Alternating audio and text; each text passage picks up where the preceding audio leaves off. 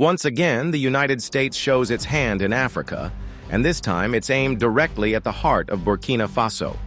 Just days after AFRICOM's General Michael Langley labeled President Ibrahim Traoré a threat, a coup attempt shakes the nation.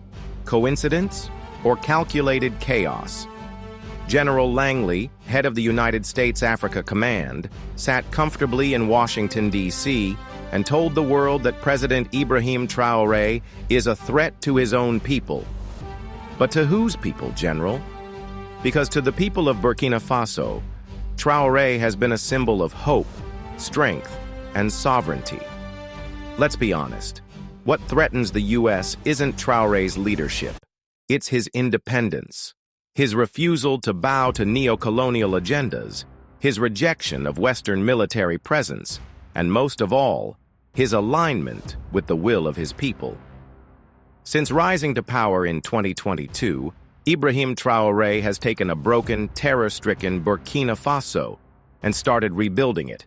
He has cut off military dependency on France and reclaimed national dignity, reorganized the armed forces and taken the fight to terrorist groups threatening his people, empowered local communities to defend their land and restore peace, invested in education, agriculture, and national industry, spoken boldly for Pan-African unity and self-determination. This is what leadership looks like. This is what the West calls a threat. Let's not kid ourselves. AFRICOM is not about African security. It's about African control. Wherever the U.S. goes under the guise of peacekeeping and counter-terrorism, instability follows. Libya, Somalia, Niger. Now they have their sights on Burkina Faso. General Langley's words weren't just an observation, they were a warning shot, a green light to disrupt a sovereign African nation because its leader dared to think independently. Only days after Langley's comments, a coup attempt shakes the capital. This isn't random, this is strategy.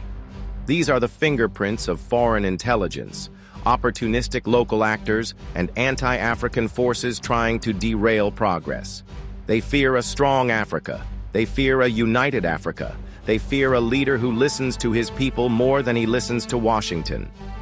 We must stand with President Ibrahim Traoré and the people of Burkina Faso, not because he is perfect, but because he represents something bigger, the right of African nations to govern themselves, protect their people, and define their own future without U.S. interference or military manipulation. General Langley, hands off Burkina Faso. The era of puppet presidents is over. Africa is awake, and we will not be silent.